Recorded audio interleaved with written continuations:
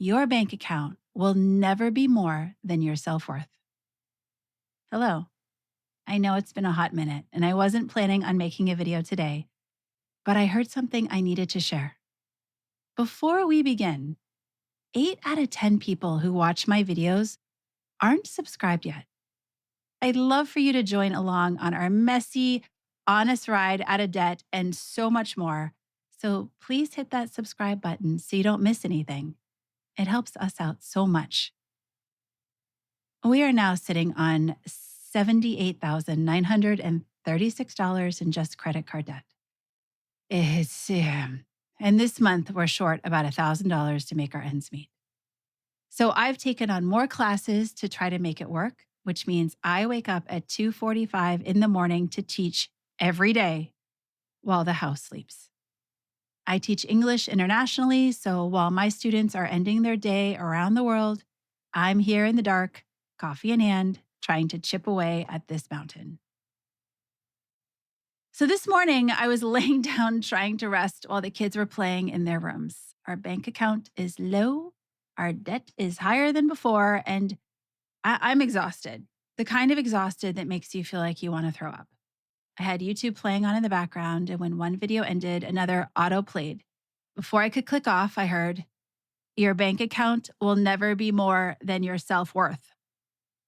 I had to pause the video. This morning, my son had a violent meltdown and broke furniture. Autism, ADHD is really hard and really expensive. I don't think people really talk about the financial cost of how many things we need to fix and replace raising these kids who have quick, large reactions to small problems. And the emotional cost it's more staggering. It wears you down. You see happy families with well-behaved kids out in public, just able to be. Meanwhile, just a trip to the store requires planning on your part, snacks, water to drink, a game plan, a discussion beforehand as to what you're shopping for, where in the store you're going to be, or how fast or slow the trip will be, packing books or yodos or anything you know that could calm them down when the store becomes too overwhelming. Never mind going to a fair, a playground that isn't fully fenced in, a water park, an indoor play place. All these places are no-goes with kids who are easily overwhelmed and overstimulated. Even the library is hard. Sometimes little tiny things will set them off. Many of us also have to homeschool, so we go eyes open to eyes closed 7 days a week without a break. My child is fully functional. He's level 1, but he has friends who are level 2 and level 3, and I don't think people have any idea how hard it is as a parent having kids with extra needs.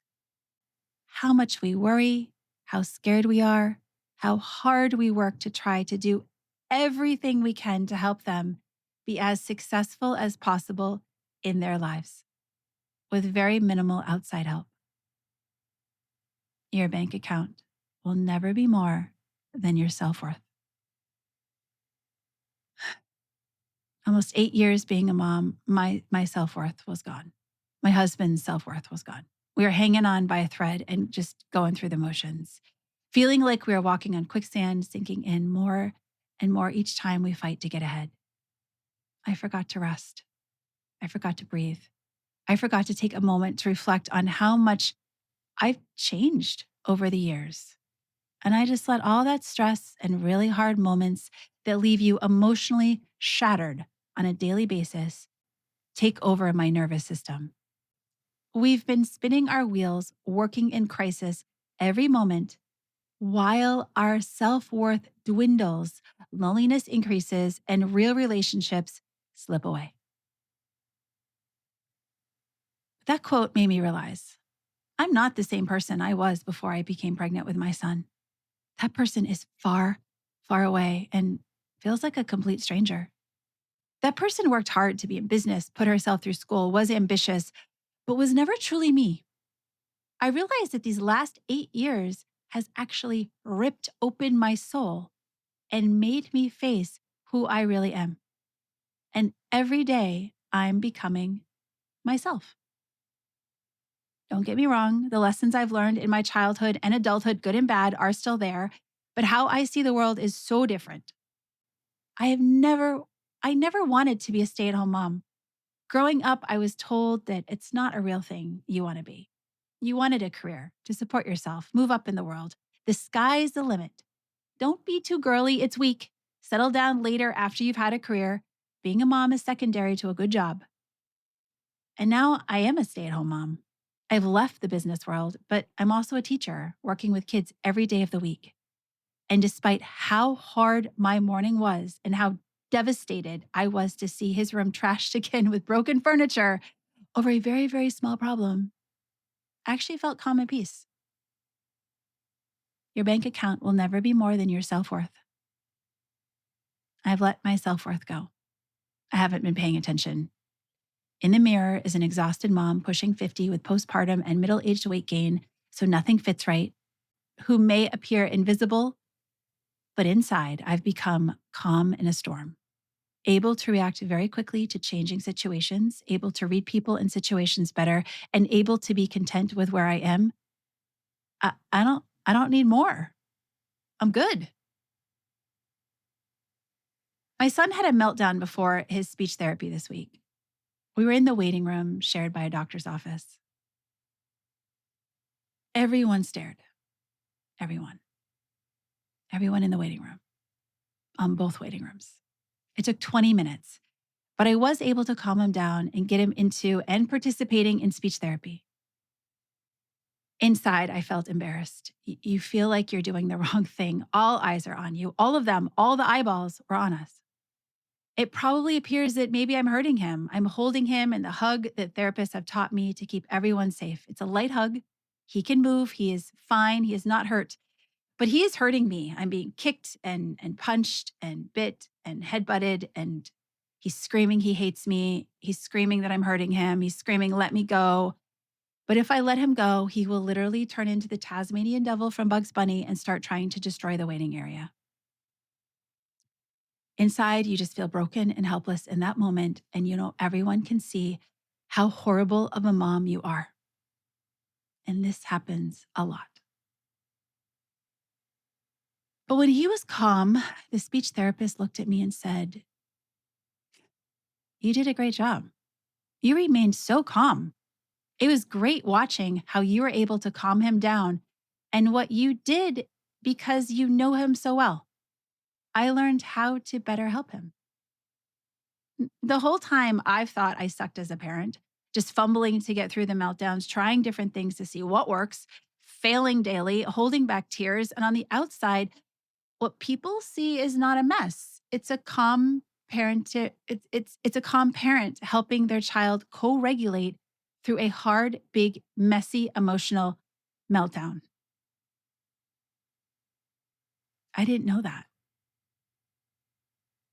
Your bank account will never be more than your self-worth. So here I am, resting for a minute, so exhausted from 2 weeks of waking up at 2:45 a.m. to work and feeling like I want to throw up. I'm so tired. And that stupid quote from this guy, Omar El Takran, I think. I'm not sure. Sorry if I pronounce it wrong.